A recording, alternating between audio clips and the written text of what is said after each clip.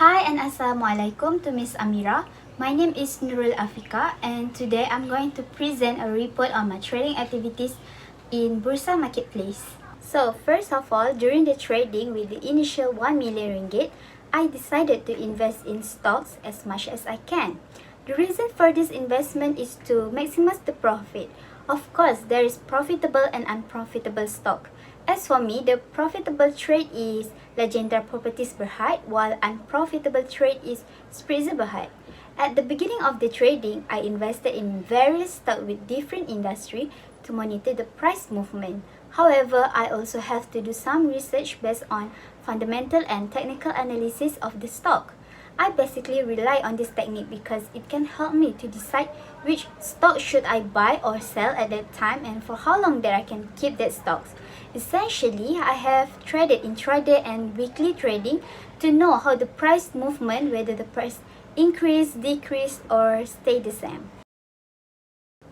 Now, we will see the grading on my total profit with the initial value which is 1 million ringgit that been provided by Bursa Marketplace. I only managed to get 989,931 ringgit and 50 cent. There are losses 10,068 ringgit and 50 cent. The most profitable stock are Legenda Properties Berhad and the most unprofitable is Spritzer Berhad. After all trade done, I am in the rank of 85 out of 96 with the portfolio changes 0.59%. Okay, now is profitable trading, which is Legenda Properties Berhad. I started to trade on 21st May and I buy 200,000 quantities with the price 1 ringgit 28 cent per share. Then on 24th May, I decided to sell it back with 1 ringgit 33 cent per share. From here, I can gain profit for 10,000.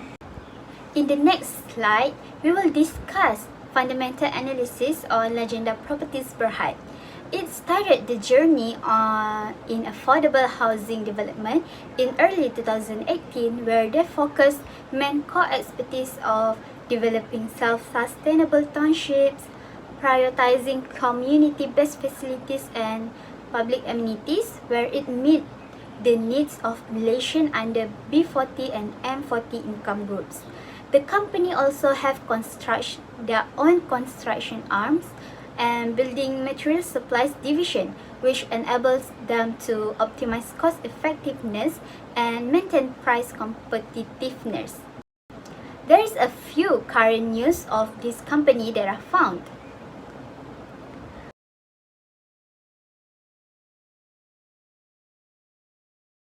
While this is for the financial informations that I collected from the annual report 2019 and 2020. You can see that there is increasing in their profit and also cash flow, and another one is financial position. While this is from the point of view of technical analysis. From the chart, we are using Bollinger Band indicator. We can see where is the overbought and oversold aside with the volume traded by the company. From the chart, most of the candlesticks are near to the mean, and even though it goes up until the upper band, but it will revert back to the mean, and this applied for lower band also. So when I buy on 21st May, the chart shows that it is good to buy because the price is still lower and it even a little touch of the lower band. It is indicate that oversold market and can buy the stock with the lower price. As I mentioned just now that Spritzer Berhad is the most unprofitable trading as I start to trade on 21st May and buy 50,000 quantities at 2 ringgit 12 cent. Then I sell it back on 19 June for the price of 2 ringgit 9 cent per share. You can see that I bought on higher price rather than I sold it. It is cost me losses 10,068 ringgit and 50 cent. Okay, move to the next slide. We will discuss on Spritzer Berhad. Since the late 1980s, Spritzer Group of Company, which consists of 8 subsidiaries, have been specialized in manufacturing and distribution of natural mineral water, sparkling natural mineral water, distilled drinking water, preforms and packagings of bottles. Spritzer Berhad is made by highly qualified professionals while equipped with automated and advanced bottling technology. This is also the current news that I found on this company for this year.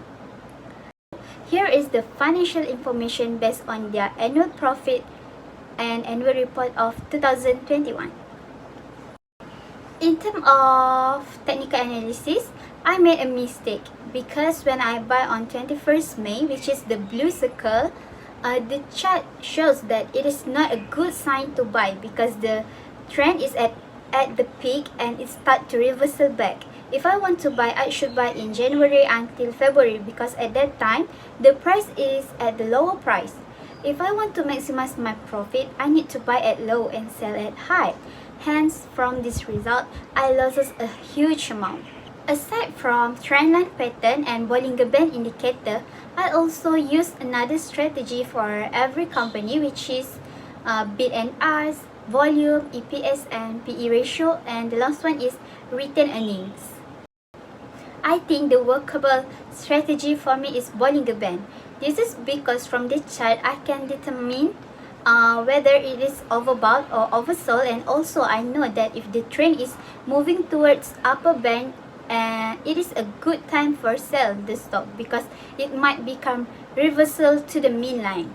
While for unworkable strategy, I think is EPS, PE ratio and volume. I have tried to relate the company's EPS and PE ratio, but it's turned out that I lost. Other is volume. Volume is not a workable strategy because sometimes the volume are changes based on people sell and buy stock. It is fluctuations, so it is not work for me.